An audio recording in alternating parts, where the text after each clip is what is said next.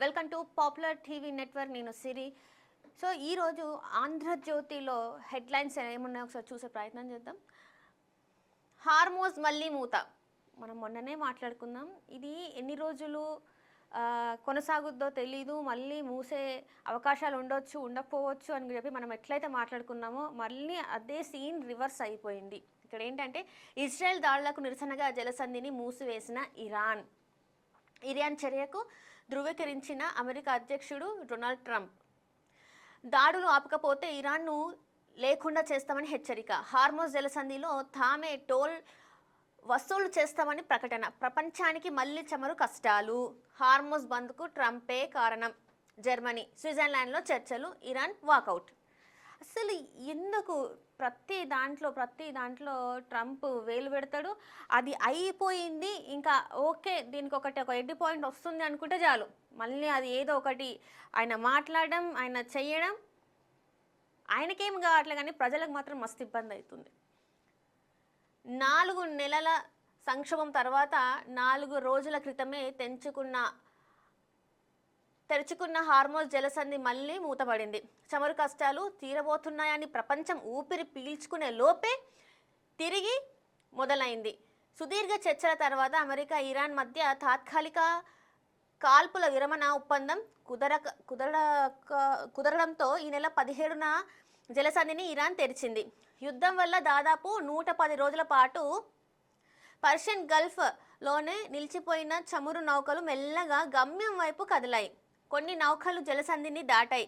అంతలోనే లెబనాన్పై ఇజ్రాయెల్ భీకర దాడులు చేయడంతో ఆగ్రహించిన ఇరాన్ జలసంధిని శనివారం మూసివేసింది. అయితే జలసంధి తెరిచి ఉందని శనివారం ప్రకటించిన అమెరికా అధ్యక్షుడు డొనాల్డ్ ట్రంప్ ఆదివారం మూతపడింది పరోక్షంగా ఒప్పుకున్నారు. కాల్పుల విరమణ ఒప్పందాన్ని ఇరాన్ ఉల్లంఘించిందని ఆరోపించారు. పశ్చిమాసియాలో తన మిలిషియా గ్రూపుల ద్వారా దాడులకు పాల్పడింది అని మండిపడ్డారు. ఈ మేరకు ట్రూత్ సోషల్లో ఆదివారం పోస్ట్ పెట్టారు. ఇరాన్ తన మిలిషియా గ్రూపులతో దాడులకు పాల్పడుతూ కాల్పుల విరమణ ఒప్పందాన్ని ఉల్లంఘించింది. ఎంఓయు ప్రకారం 60 రోజుల్లో శాశ్వత శాంతి ఒప్పందం కుదరకపోయినా, ఇరాన్ ఈ పరోక్ష దాడులు ఆపకపోయినా ఆ దేశంపై గతం కంటే భీకరంగా దాడులు చేస్తాం, ఇరాన్ అనే దేశమే లేకుండా చేస్తామని హెచ్చరించారు. హార్మోజ్ జలసంధి ఎప్పటికీ స్వేచ్ఛాయుతగా వాణిజ్య రవాణా మార్గంగా ఉంటుందని చెప్తూ వచ్చిన ట్రంప్ తాజాగా మాట మార్చారు. జలసంధిలో తామే టోల్ వసూలు చేస్తామని ప్రకటించారు. ఇది కథ. మంచిగా అంత అయిపోయే టైంకి డొనాల్డ్ ట్రంప్ అదే అనుకున్నారు, అందరు అనుకున్నారు, ఏంది ఈసారి శాంతియుత చర్చలు మొత్తం నార్మల్గా అయిపోతుంది అని అనుకున్నారు. అందరు కొంతమందికి డౌట్ కూడా వచ్చింది, ఇది ఇక్కడితో ఆగుతుందా లేకపోతే 2 రోజుల్లోనే తూచంటారా. నేను చెప్తూనే ఉన్నా, ఇది ఎందుకంటే గతంలో కూడా ఇట్లా జరిగింది, 2 రోజులలో మళ్ళీ ఇట్లనే జరిగింది. ఇది వీళ్ళు 60 రోజులు ఒప్పందం అంటున్నారు కానీ 60 రోజుల దాకా కూడా 60 రోజులు కాదు, కనీసం ఒక 1 నెల రోజులు కూడా వీళ్ళు సైలెంట్గా ఉండరని చెప్పుకుంటూనే వచ్చిన 2 రోజులలో కేల్కతం దుకాణం బంద్ చేసేసిండు ట్రంప్ తాత. ఇక మనం ఏం చెప్తాం, ఆయన ఒక ప్రెసిడెంట్, మొత్తం పెద్దన్న అని చెప్పుకునే దేశానికి ప్రెసిడెంట్. అట్లాంటి ప్రెసిడెంట్ ప్రతిసారి ప్రజల్ని ఇబ్బంది పెట్టే పరిస్థితుల్ని క్రియేట్ చేస్తాడు కానీ ఎక్కడ కూడా నార్మల్గా ప్రజలు ఊపిరి పీల్చుకునే టైప్లో ఆయన చేయడు. ప్రతిదీ ఎప్పుడు చూసినా వార్తలలో ఉండాలి ఆయన, అదే అనమాట. అండ్ మెయిన్గా చూస్తే నీట్ పేపర్ లీక్ తర్వాత ఎంతమంది ఇబ్బంది పడ్డారో తెలుసు. మళ్ళీ ఈ ఎగ్జామ్ జరిగింది నిన్న చూసుకున్నట్టయితే. ఇక్కడ నీట్ కఠినం. కోటిలోని ఓ సెంటర్ వద్ద విద్యార్థులు, తల్లిదండ్రులు బెంబేలెత్తించిన ఫిజిక్స్, కెమిస్ట్రీ ప్రశ్నలు కాస్త సులువుగా వృక్ష జంతు శాస్త్రాలు. ఈసారి కట్ ఆఫ్ తగ్గపోవచ్చన్న నిపుణులు. 430 నుంచి 450 స్కోర్ చేస్తే తెలంగాణలో కన్వీనర్ కోటా సీటు రావచ్చని అంచనా. దేశవ్యాప్తంగా హాజరైన 20 లక్షల మంది, తెలంగాణలో 89.09% హాజరు. నిమిషం ఆలస్యమైన అనుమతించని అధికారులు, విద్యార్థుల కన్నీళ్లు. కాన్వాయ్తో అభ్యర్థులకు ఇబ్బంది కావద్దని 45 నిమిషాలు ఢిల్లీ ఎయిర్పోర్ట్లోనే మోదీ. వేగభరిత వాతావరణం మధ్య నీట్ 2026 పునర్పరీక్ష పూర్తయింది. దేశవ్యాప్తంగా 5,440 కేంద్రాలలో పరీక్ష కోసం 22.74 లక్షల మంది రిజిస్టర్ చేసుకోగా 19.95 లక్షల మంది పరీక్ష రాసినట్టు ఎన్టీఏ తెలిపింది. తెలంగాణలోని 208 పరీక్ష కేంద్రాలలో పరీక్ష కోసం 73,059 మంది రిజిస్టర్ చేసుకోక అందులో 65,087 మంది మాత్రమే హాజరయ్యారు. అంటే 89.0 అంటే 89.09% ఈ పరీక్ష కోసం హాజరైనారు. కానీ నిన్న చాలా వరకు చూసుకున్నట్టయితే లేట్ నిమిషం కొన్ని సీన్స్ చూసినప్పుడు అంటే అక్కడ పేరెంట్స్ అక్కడ ఉన్న పోలీస్ ఆఫీసర్ల కాళ్ళ మీద పడిన దృశ్యాలు కొన్ని అయితే ఇట్లా కలిసి వేసేసింది. ఎప్పుడు కానీ నేను ఒకటే చెప్తే ఇట్లాంటి ఎగ్జామ్స్కి ప్రిపేర్ అయిన విద్యార్థులు ఏంటంటే ఆ సెంటర్కి దగ్గరలో మీరు ఆ ఒక్కరోజు మీరు రూమ్ తీసుకుని ఉండడమా, లేకపోతే అక్కడ ఎవరైనా తెలిసిన వాళ్ళు ఉంటే అక్కడ ఆ రోజు నైట్ అక్కడ స్టే చేసి తెల్లారి టైంకి చేరుకునే రకంగా మీరు ఏమంటారు అట్లాంటివి ఏమన్నా తీసుకోవాలి, ప్రికాషన్స్ తీసుకోవాలి. నిజంగా 1 మినిట్ లేట్ అయినా కూడా మనల్ని పంపించరని అందరికీ తెలుసు, చిన్నప్పటి నుంచి మనం చూస్తున్నాం. అయినా కూడా 1 మినిటే లేట్ అయింది, 2 మినిట్స్ లేట్ అయింది, 3 మినిట్స్ లేట్ అయిందని చెప్పేసి మనం వాళ్ళ కాళ్ళ మీద పడినా కూడా కొన్ని రూల్స్ అండ్ రెగ్యులేషన్స్ ఉంటాయి. వాళ్ళకి ఎంత పాపం అనిపించినా కూడా వాళ్ళ రూల్స్ని పక్కన పెట్టి మన కోసం వాళ్ళు అది ఏమంటారు దాన్ని బ్రేక్ చేసి లోపలికి పంపించే అవకాశాలు ఉండవు. ఎందుకంటే మనమే జాగ్రత్త ఉండి ఇట్లాంటివన్నీ చూసుకోవాలి. నిన్న ఒక అతను అంటే నిన్న ఫాదర్స్ డే వాళ్ళ కూతురు కోసం 3 నిమిషాల లేట్ రావడం జరిగింది అక్కడ సెంటర్కి. ఆయన కాళ్ళు మొక్కే దృశ్యాలు చూస్తుంటే ఏడుపు మీడియాలో అది చూస్తుంటే మొత్తం కళ్ళకి నీళ్ళు వచ్చేసినాయి. అవసరమా?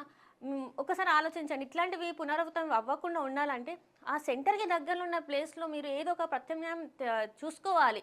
ఆ నైటే వచ్చి అక్కడ స్టే చేయడమా లేకపోతే ఏంటనేది చూసుకోవాలి. అంతేగాని మేము టైం ఉంది కదా అక్కడ నుంచి వచ్చేస్తాం, మేము ఉన్న ప్లేస్ నుంచి వచ్చేస్తాం అనుకుంటే మాత్రం ఇంకా ఏం చేయలేము. మీనాక్షి నటరాజన్ గారు ఏమంటున్నారంటే కాంగ్రెస్లో నాపై కుట్ర చేసే అవసరం ఎవరికి లేదు. నామినేషన్ తిరస్కరణకు ఒక్కరోజు ముందు బీజేపీ పుట్టించిన వదంతే. ఎన్నికల ఆర్వోతో ఆ పార్టీ కుమ్మక్కు. నా కోసం తెలంగాణలో ఎవ్వరు రాజ్యసభకు రాజీనామా చేయట్లేదు, ఆ అవసరం కూడా నాకు లేదు. నా రాజకీయ మధ్యప్రదేశ్లోనే. మీనాక్షి నటరాజన్ స్పష్టీకరణ. ఇక్కడ కొన్ని వదంతులు అయితే వచ్చినాయి కదా, ఎప్పుడైతే రాజ్యసభలో తను నామినేషన్ అక్కడ దాఖలు చేసిన క్రమంలో తన అఫిడవిట్లో తన మీద కేసు ఉందని చెప్పేసి తను అందులో పొందపరచలేదని చెప్పేసి అక్కడనైతే వాళ్ళు నిరాకరించడం జరిగింది. అసలు కేసు ఏంటి, ఏం జరిగింది అంటే అక్కడ బీజేపీ నాయకులు, మధ్యప్రదేశ్లో ఉన్న బీజేపీ వాళ్ళే దీన్ని ఆ కేసుని బయట తీసుకురావడం జరిగింది. అక్కడ ఉన్న వాళ్ళకి మీకు ఇట్లా తెలుసు అంటే ఇక్కడున్న కాంగ్రెస్ నాయకులే చెప్పినని చెప్పి వాళ్ళు చెప్పడం, ఇక్కడ మాకేం అవసరం ఉంటుంది, అసలు మా వాళ్ళని మేమెందుకు ఇట్లా చేస్తామని చెప్పేసి ఇక్కడ వీళ్ళు దీని మీద ఎంత చర్చ జరిగిందో మనం చూసినాం.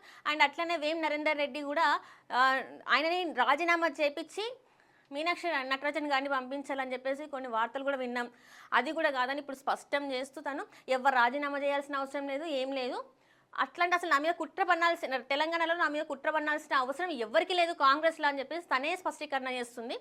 చూద్దాం మరి ఏం జరుగుతుంది నెక్స్ట్. మొత్తానికైతే తన రాజకీయాన్ని మాత్రం మధ్యప్రదేశ్లోనే అని చెప్పేసి కూడా కుల్లంకుల్లా చెప్తున్నామే. చూసుకున్నట్టయితే కళ్ళు గప్పి ఖర్చు పెంచి ఆన్లైన్ కొనుగోలుల్లో నిగూఢ ఛార్జీలు, వినియోగదారులకు భారీ నష్టం. స్టార్క్ పార్ట్నర్స్తో నష్టపోతున్న 88% మంది, ఏటా కోల్పోతున్న మొత్తం 28,000 కోట్ల పైననే. సగటు ప్రతి నెల ఒక్కొక్కరికి నష్టం 78 నుంచి 87 వరకు. Depressive bait and switch, false urgency ఆప్షన్స్తో గాలం. డేటా ఇంటెలిజెన్సీ అధ్యయనంలో వెల్లడి. కేంద్రం వినియోగదారుల హక్కుల రక్షణ సంస్థ హెచ్చరికలు బేఖాతరు. ఆన్లైన్లో ఏదైనా వస్తువు కొందామని వెతుకుతున్నారు. ఒక కామర్స్ వెబ్సైట్లో ధర తక్కువగా ఉన్నట్టు కనిపించింది. సరైన కార్ట్కు యాడ్ చేశారు. బిల్లు చెల్లించేందుకు సిద్ధమయ్యారు. పేమెంట్ పేజీకి వచ్చేసరికి చెల్లించిన సొమ్ము పెరిగిపోయింది. Handling charges, delivery protection convenience fee ఇలా వివిధ పేర్లతో ఛార్జీలు కలిపి 20% అదనంగా చెల్లించాల్సి వస్తుంది. ఇలాగూ కొనడానికి సిద్ధమయ్యాం కదా అని చాలామంది చెల్లిస్తూ ఉంటున్నారు. కొందరైతే అసలు గమనించకుండానే పేమెంట్ చేస్తారు. ఇలా వినియోగదారులకు తెలియకుండానే వారికి మభ్యపెట్టి కానీ ఎక్కువ సొమ్ము వసూలు చేసుకునేందుకు ఆన్లైన్ కామర్స్ సంస్థలు అనుసరించే విధానాలు డార్క్ పార్ట్నర్స్ అంటారు. ఇలాంటి విధానాలతో దేశంలో 88% మంది ఆన్లైన్ నిజంగా ఇది నేను ఎప్పటి నుంచో మాట్లాడాలనుకుంటున్న ఒక సమస్య. చాలా ఆన్లైన్ మనకి యాప్స్ ఉన్నాయి. ఏది కావాలంటే అది డోర్ డెలివరీ మనకు వచ్చేస్తుంది. మనం కూడా ఎంత బద్ధకం అయిపోయినామంటే ఇప్పుడున్న కాలంలో ఏది కావాలన్నా ఫోన్ తీయాలి, అందులో చూడాలి, నొక్కాలి. అది ఏం కాదు, ఇప్పుడు మనం బయటికి పోవాల్సిన అవసరం లేదు కదా, చేసేసుకుందామని చెప్పేసి కథం పెడుతున్నారు. దానికి ఎంత బిల్లు ఉంటుంది అంటే దాని ప్రైస్ ఎంత, ఆ తర్వాత ఎన్ని ఛార్జెస్ అవుతున్నాయి, అది ఎంత ప్రైస్ అవుతుందని మాత్రం ఎవ్వరు చూడరు. అరే బయటికి పోవాల్సిన అవసరం లేదులే, మన ఇంటి దగ్గరికి వచ్చేస్తుంది కదా, ఇంట్లోనే కూర్చొని అన్నీ చేసుకోవచ్చులే అని చెప్పేసి బద్దకించి మన బద్ధకం మనదే తప్పు. మనం ఇంత బద్దకిస్తున్నాం కాబట్టి ఈరోజు ఇట్లా మనం ఎంత కష్టపడి సంపాదించుకున్న డబ్బుల్ని ఇట్లా మనకు తెలియకుండానే వాళ్ళకి దారదత్తం చేస్తున్నాం. ఏవేవో ఛార్జీలు వేస్తారు. ప్రైస్ ఏమో 508 ఉందనుకోండి, అంటే 508 రూపాయలు ఉందనుకోండి, మొత్తం అంతా చేసేసి అది 700 అయిపోతుంది, 200 పెరిగిపోతుంది. ఎందుకు పెరుగుతుందో అర్థం కాదు. అరే నువ్వు చూపెట్టిన ప్రైస్ ఏంది, దీనికి ఇవన్నీ యాడ్ చేసి 700 చేసుడేంది, అదే అసలు అర్థం కాని విషయం. ఏంటంటే ఏవేవో చూపెడతాడు, మేము ఫ్రీ డెలివరీ ఛార్జెస్ అంటారు, లేకపోతే దాని ప్రొటెక్షన్ ఛార్జెస్ అంటారు, ఇంకేదో అంటారు. అదేదో నువ్వే ఒకసారి బయటికి పోతే నీకు చాలా డబ్బులు తక్కువ అవుతాయి కదా. అండ్ అట్లనే ఇంట్లో కూర్చొని మన ఒళ్ళును మనమే పాడు చేసుకుంటున్నాం. అట్లా ఒక్కసారి బయటికి పోయి ఫ్రెష్ ఎయిర్ని పీల్చుకుంటే కూడా మన ఆరోగ్యం మంచిగా ఉంటుంది. ఇట్లా ఈ యాప్స్ని ఇవన్నీ ఎంకరేజ్ చేసాడు మన తప్పే.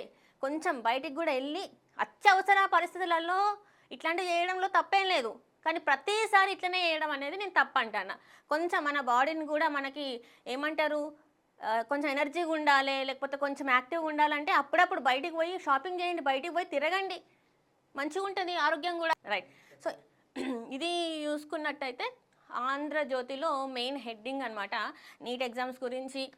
అండ్ అట్లనే మళ్ళీ హార్మోన్స్ జలసంధి మూతపడడం గురించి ఇవన్నీ కూడా వచ్చినాయి. నీట్ ఎగ్జామ్ గురించి ఇవన్నీ అసలు ఎట్లా అంటే అసలు మనము అనుకోని న్యూస్ అయితే చూసేస్తున్నాం. ఇది ఇవాల్టి ఆంధ్రజ్యోతి పేజీలో ఉన్న మెయిన్ హెడ్డింగ్స్. సో